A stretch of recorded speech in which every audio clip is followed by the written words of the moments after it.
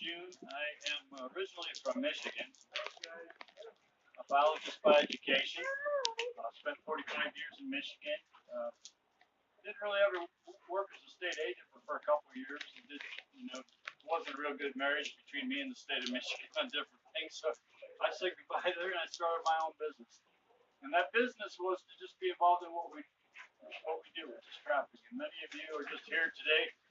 I told the guys when they asked, and I was a late arrival because I really wasn't coming to the Nebraska show. I was going to be at the Georgia show, but they had a little thing called a hurricane, and I already lived through one here. I already lived through Harvey in South Texas a couple weeks ago. I wasn't really looking to get into another one, but I lived in the state of Nebraska from 2004 to 2014, and I trapped it for, that was 10 years here, but I trapped it 6-7 years before that. And I'll be back this year up in the Crawford area going after some cats. So I got to get back and do some fur trapping. The last 3 years, all I've done is predator work. So what I bring to this is a couple things. First of all, who's ever been to one of my demos? It's kind of interesting. It's kind of been, cement's tricky here, right? Who has not? Buckle up. Buckle up. No, what I'm going to try to help you do as a biologist, I want to try to help you understand that animal. So if I call this advanced coyote, you understand that I probably won't make a dirt hole in this ground right here. If you make me do it, I'll call it caliche ground. We have a ground in Texas called caliche, and it's pretty tough stuff. I'll go at it, and it might take me a minute. But I'll get it done if I need a dirt hole. Folks, I'll bring you the perspective of a biologist who understands animals. Okay? I just turned 60 yesterday, and I was chasing coyotes in the state of Michigan when they displaced our fox in the lower part of that state. And we as fox trappers, who were pretty good, I paid for my junior and senior year at the University of Michigan with fox pelts. Back in the day, when they were worth something. Okay, and then coyotes came in and took over. Well, Nebraska is unique because we have some of the best genetic strain coyotes in the country, and they're up in the Sandhills. And I trapped north of Bedford, south of Valentine. It's a great range on Goose Creek Ranch. And I won't be there this year because I got booted by the deer hunters in my lease camp. But I have trapped coyotes in different places of our United States. So I bring a perspective that I'll try to help you with it here. I've trapped 18 states, and I've learned one thing, especially the last few years. I'm trapping in high fence, which is a static environment. When they call me in and I contract, and some of the guys go, well, Mark, I don't do what you do, but I would say that yes, you do. When I go into a ranch and they contract me and it's a pay to play, they hire me and I work for a daily wage. I have to deliver. And I typically contract for 2 weeks because it's a great amount of time to go after coyotes. So who here takes 2 weeks off of work? Chases coyotes. It's the same thing I do, but I just do it over and over again. So let's get busy and trap coyotes. And the interesting thing is on coyotes, if you're going to talk advanced, first of all, I need to bring everybody up to speed on a couple things. First of all, understand that the fox is a curious digger. Most of our early research, and I learned it at an early age, fox would come in and spend on average 3 to 5 minutes at a set. So you put something smelly over there in a good hayfield, wherever you live, and the fox comes in from a downwind position, sniffs what you got, and works into it, spends 3 to 5 minutes there. If you can't catch that animal, move to Iowa, take up coon trapping. I hear those Iowa coon trappers make fun. Because that's the only other animal spends more time than 3 to 5 minutes. It's probably a raccoon slobbering all over and you catch one. Okay, fox aren't that hard to catch. They spend a lot of time there. They work it, they dig. They circle upwind, come down, dig. You still haven't caught them, dig. Finally, you put some steel on them, boom, you got them. This is easy, I'm a fox trapper. We'll try that with coyotes because coyotes typically spend less than 30 seconds at your set. Now, I'm a lure maker. I admit it right up front. And I make the best juice. Well, that's rusty stuff. So. I make the best bait and the best lure and the best urine in the business. Period. Right, Russ? Yep. Any questions? That was a pretty good demo. There we go. Any questions? Mark, do you need to use the best one first? Look, this is a plan when you're trapping coyotes. But let me tell you something about a coyote. Come with me to Texas, or the Carolinas, or to Georgia, or Mississippi, or Arkansas. All the places I have high fence and I trap. I don't have anything in Nebraska because they don't high fence as much. When you're in there and you set traps, guess what? Game on. They're in there, and so are you. And it might be a mile square or 20 miles square. Guess what? You get to learn how good you think you are. Because I haven't caught them yet, and I see they're trying to dig out. Well, what does that mean? It means A, they're not in my trap. Because if they're in the trap, they wouldn't be diggers. So we're doing all the stuff we do. We catch a few coyotes, and we're coyote trappers, and we hang a few snares, and we're coyote trappers, and it's game on, and guess what? The line goes dead. So you have that initial hit, and then the line goes dead. And that's where most trappers are in the country. And did you know that most trappers in the country catch about this many coyotes a year? So I don't even know why most of you are here anyway. And they're hard to skin. And some of them got mange. And I don't even care. I will tell you something, whether I've been in Michigan or Nebraska or now Texas or all these 18 states. Guess what? If you are a coyote trapper and you are good at what you do, you will do whatever you want to do as a trapper. I moved to the state of Nebraska because I was catching some stupid coyotes in Kansas on a mule deer hunt one time, and they wouldn't shut up so I could get some sleep.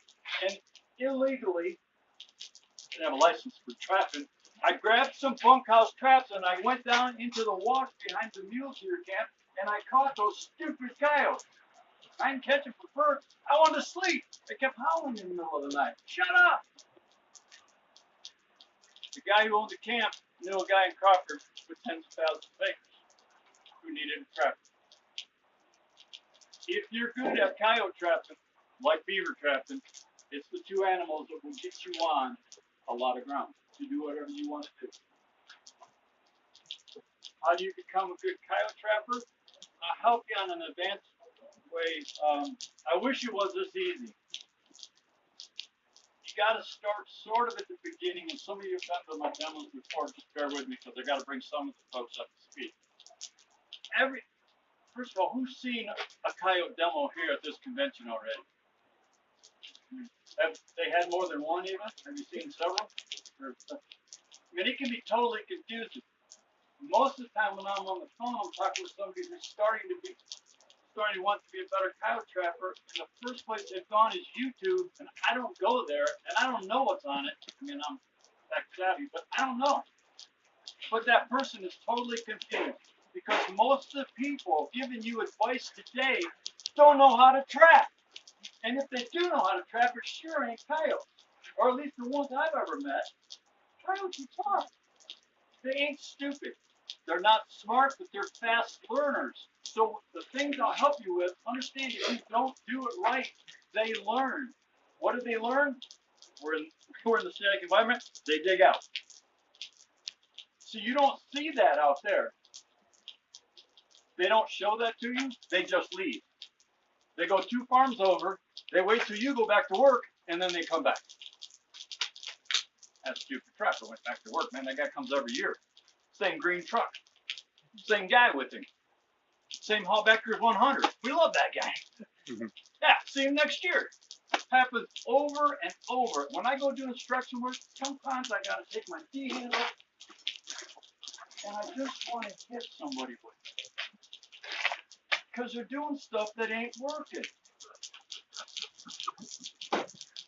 When you go to work for coyotes, please. I don't care what trap you use. I don't make traps. I sell one brand, and it's a service to my customer. I'm not a full service supplier anyway. I just use what works for me. What works for me is the MB550. It's a 212 model. It's everything I need in a coyote trap. When I go to the northern states, they tell me how big their coyotes are. If you tell me how much, everybody thinks they're coyotes, some kind of unique coyote. Coyotes are coyotes. You just need to hold them till you get there. You also need to think about in today's world, unless you're with me north of Central, and there's nothing up there except for coyotes, really.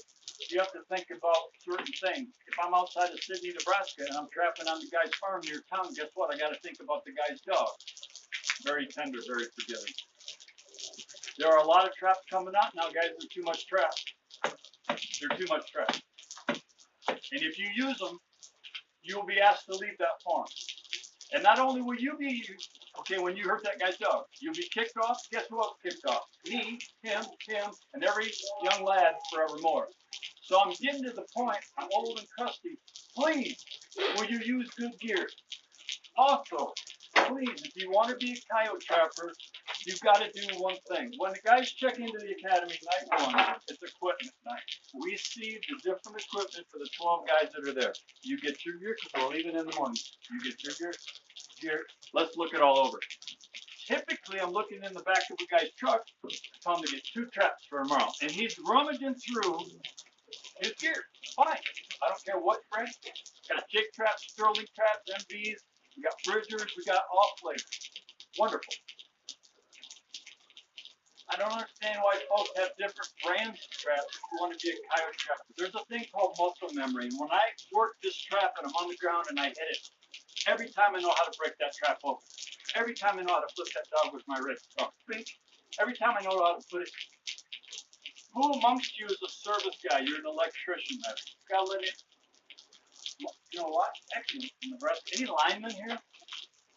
We had a guy last year from Columbus, Dominic. He goes, man, at the academy. He says, Mark, I'm a lineman. He walks through his truck, and in his truck, he's got his belt. He's ready for work. Andy, who lives down the road from me, who came to goes, Dominic's the best we got. I could tell. I could tell the way he put his belt on. I bet he snaps it the same way. And Andy was kind of funny. He says, tell him about your all your holsters and stuff, Dominic. So Dominic shows me his favorite pair of pliers.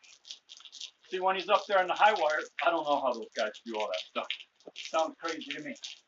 But when he's up there, guess what? It's muscle memory. He doesn't even know he does this. He's thinking about that. He's not even thinking about this, right? So if you want to get good at what you, some of you already know what I'm talking about. Whatever you do, when you do it, your truck or stuff is laid out the way you like it, right? Yet you'll go trapping for coyotes and go, good God name, did I put the, have you seen mine? Folks, A, you're not establishing muscle memory. What does that mean? Picture with me, if you would, you want to be a premier coyote trapper. I'm going to challenge you to get that trap in the ground in the state of Nebraska or anything surrounding it in 2 minutes. Go. Tink, tink, tink, tink, tink. Tink, tink, tink, tink. 2. I'll give you 3 if you hit a little bit of heartbeat. You get in, you get out. You leave very little scent. You leave a light footprint. You get out. Well, Mark, it takes me 15 minutes. I got it. Okay, I'm not. What you need to do is you need to get 1 trap. So you can't establish muscle memory if you got a dupe that you use on ground that stuff gets stolen. Your MV550s you say for the garden spot. You got jake traps over here for the premier. Folks, you figured it all out. You got like different traps for different, but the coyote doesn't know what you got. Because the coyote's a coyote. So what happens when the coyote comes to you and you got that cheap piece of dupe, and the coyote doesn't know that it's on stolen kind of ground, right? And he gets in your cheap junk, and you don't have him, and that's not good. Because guess who knows what you caught before you did? The landowner, right? Ever notice everybody's got a cell phone nowadays and they're running around on quads, 4-wheelers, and trucks, and by the time I get to that spot, I swear to God, the rancher's already been there. In fact, they call me. My phone's ringing. Mark, we're over here. Stop them. You know, they got a number on it, which I don't know. We're over here at number 27. You got double on coyote. Okay. Let them alone. They're digging. Of course they're digging. They all dig. No, they're going to get away. They're not going to get away. Will you please just back off? But folks are excited for you because you caught them, right? And guess what else they're going to do with that selfie? Hey, man, get us in the picture. Guess what? They send it to everybody at church, at the co-op, down to the feedlot. They're writing songs about you. You live in Sydney, but the guy's brother, so the guy in Kansas calls the boy in Crawford. You see how it works? But if you got the cheap junk and the coyotes running around without they ain't writing songs about you. So use good gear. Anybody know it's raining today? At the front of my bag is polyfill. That's what goes under this trap pan. Even too much. Very little. I love having trapped and still trapping in Nebraska because the sand goes. That way, whenever I go anywhere in the country, okay, and they say, "But Mark, I trapped in sand." I say, "Me too." They say, no. See, they got better sand than we got. No, my sand, you don't understand my sand. My sand is, all right, well, I checked on the dune, western side of Michigan. You mean dune sand, sugar sand? No. You say, well, I got it. Oh, sand hills. No. Man, you ever been to the sand hills? No, is it big? They have no clue. But I've been there, and it's wonderful to work in, especially with polyfill. What happens is you can then, when you open the trap, here's the pan of the trap, I can pack the dirt that I sift inside the jaws. When you pack dirt outside, you're doing that, but do inside. When you're in and out, guess what happens? Your trap will hold up to this. And it doesn't wash off the top layer and they see your trap pan or whatever you've got going on. I got taught to use little hamburger patties and stuff like that. Wax paper. First rain, I'm out of business. You see my wax paper sitting there. Coyote walks through. Remember, they're not smart, but they're quick learners. They work. Oh, dang. I don't know what they think, but they don't like it. Well, the minute they don't like it, remember, they're trying to dig out. 2 farms over. See ya. You don't know. You just never catch it.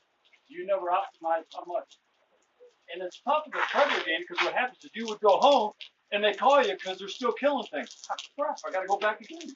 So you go back again and you don't catch them, and then you're home and they call you. Pretty soon, you know what they do? They call somebody else because you're not the right guy or gal. I got some really good ladies that are really good trap trackers, guys. Some cool. Good gear. Everything's kind of in its place. I unhooked and hooked this rig. Okay, so we got the trap. Just whatever you like, that's what you use. It's very helpful if you have a partner. Who here has a partner? If you have one, it's great when they use the same trap. It's very tough if I'm with a partner and I've got some on some project, and he's got a number 3 Bridger dog whip. I don't use those, and I'm trying to fully part with it. So the clock's running. For 2 minutes, it's running. 3 minutes. Well, I'm just trying to 4 minutes. I'm just trying to, and then I go 5 minutes. You with me? You got a partner, use the same gear. Russ catches a coyote over here. Russ is over dispatching, doing whatever. I can remake your set, brother. I got the same set. I got about 50. I know how that goes in the ground. You can reset mine. So it's very, very handy, the things we learned. J-hook tools is how I unhook and hook. I use a 12-inch cable stake on round stock. Now they sell flat stock. Flat stock, some of you are using it. Almost always it works great. Flat stock. Almost always. There again, when your trap is running around the neighborhood on the coyote or the neighbor's dog, it ain't good. So I don't use anything on my coyote line that might come out of the ground. I've lost 2 of this type of rig since 1984, and that's how old it is. One was in the state of Nebraska, my fault. I hit a prairie dog town, hole, little girl. I should have swapped out for 18. I got lazy and I did not. The coyote took me to town and he ran around the sand post. He's probably long since dead, and there's a 550 all laid up with. My fault. Okay? If you use flat is cheaper, is what flat is. So with manufacturers, they can stamp it out, and it's easier to produce, meaning cheaper.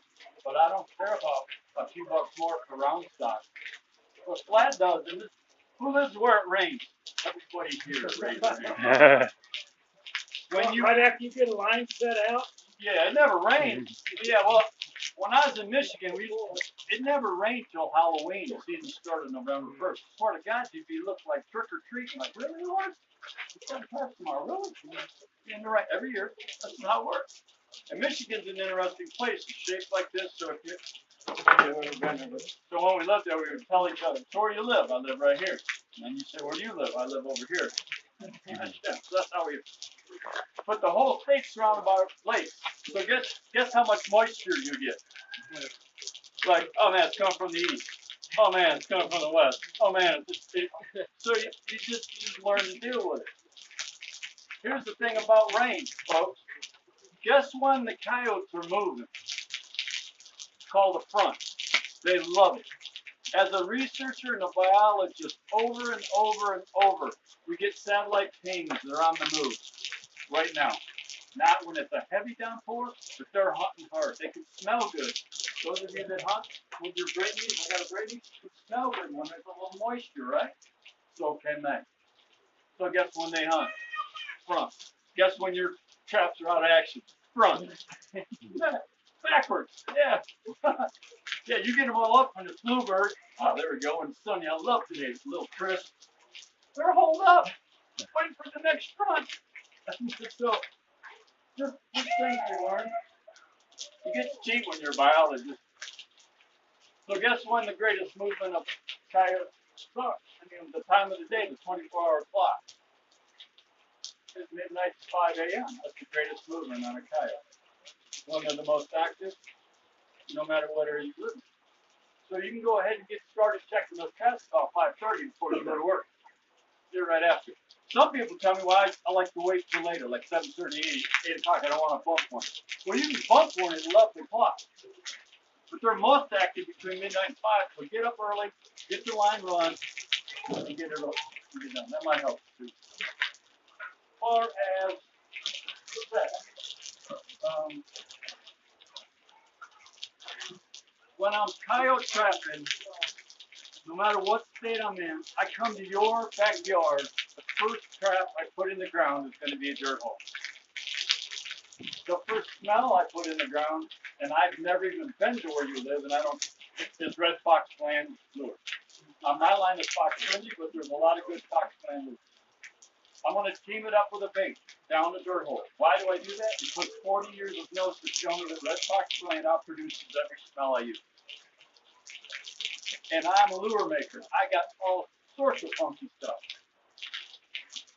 And I was trained at the tail end of the 1970s when the government researchers and the major botanicers of the world were doing all this stuff.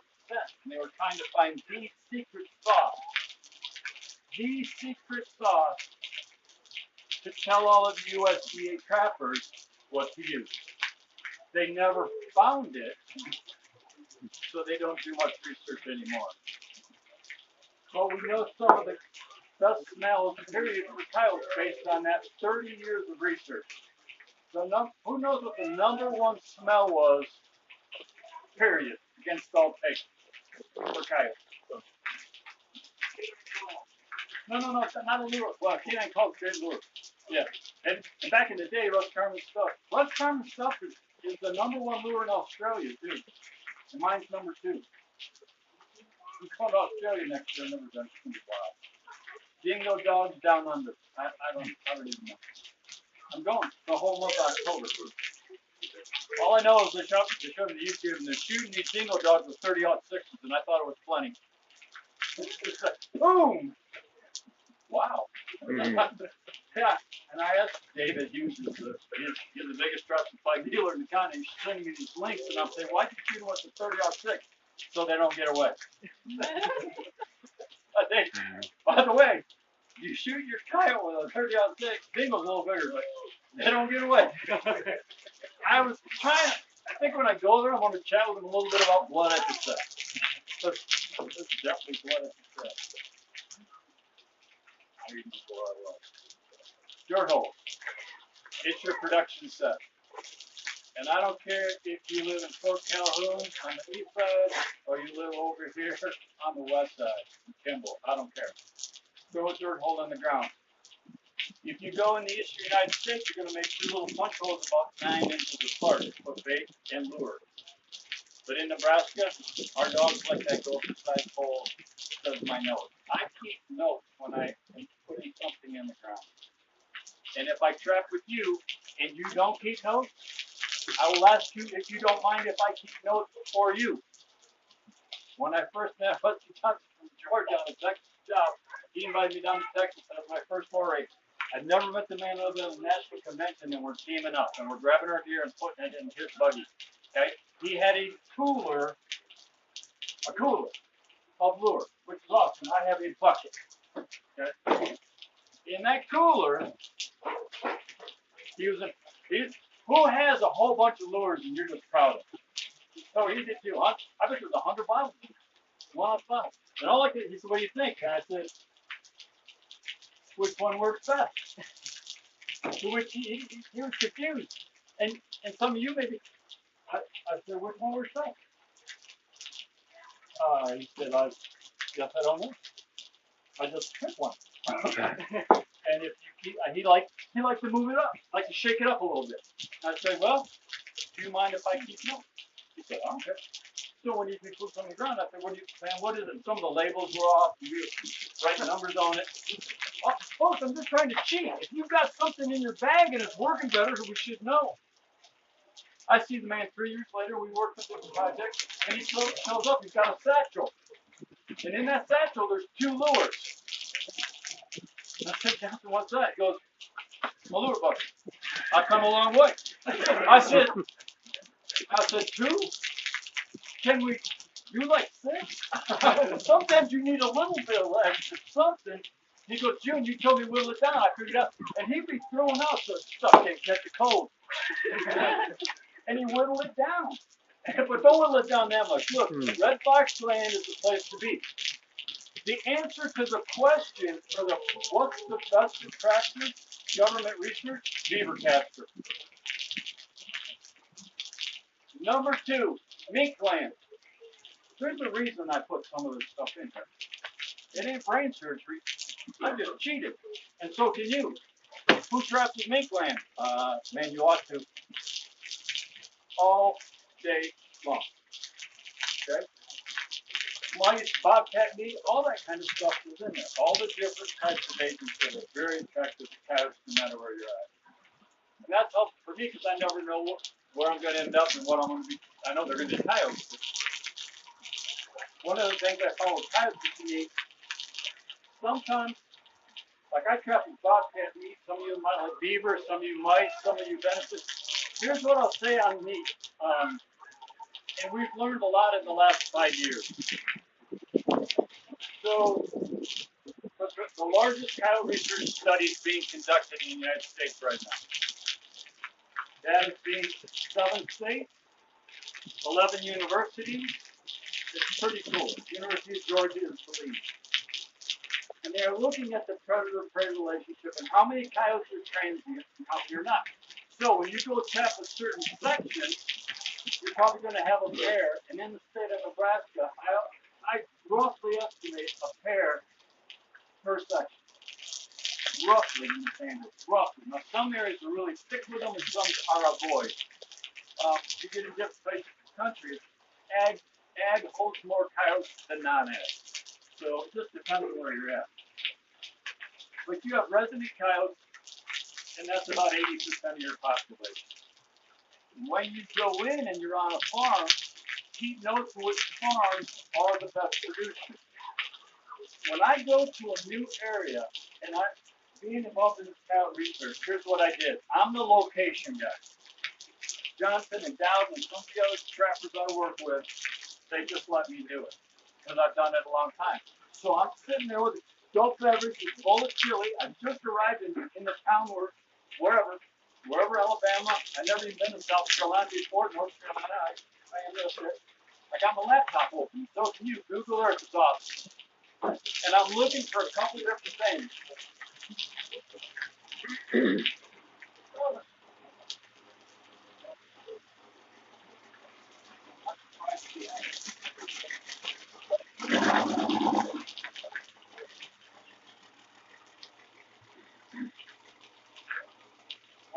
one, I'm looking for bouncing coyotes. It's called interspersion. And it's where different habitats come together. That's the first thing I look for. Because a coyote humps interspersion. And you're putting out smelly stuff, right? You're putting out smelly stuff that you want them to investigate. Why don't you put it at the China buffet? When I'm hungry and I go to China buffet, you've got a better chance of catching me at the China buffet than when I'm over at the gas station. I'm not looking to eat like that. Cows have molting areas, they have bedding areas, just like here. They got China buffet. Where's China buffet? For the cornfield, keeps the bean field, you just start counting. Keeps the hay edge, keeps the wood lot. Farm lane is 1. You get to 5, better stop. Stop and start planting traps. Usually in groups of 2, 3, or 4. If I'm with you and we get to 7, cornfield meets the sunflowers meets. If I get to 7, I'm already out of your truck. Ting, ting, ting, ting, ting, ting. Mark, I haven't showed you the good spot. I'm in the good spot. Ting, ting, ting. Before the coyotes are. Interspersion. Where does that meet long-running features, which is the 20% of coyotes that are transient? Ladies and gentlemen, all of you in the state of Nebraska and surrounding areas are blessed with a massive, massive shuffling of coyotes in the fall. I've never seen so many juvies on the move when they're in that mate as in the state.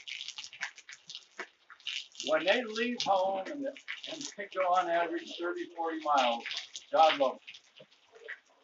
Guess where they go down? Some of you have read my book, seen the videos of long-running features.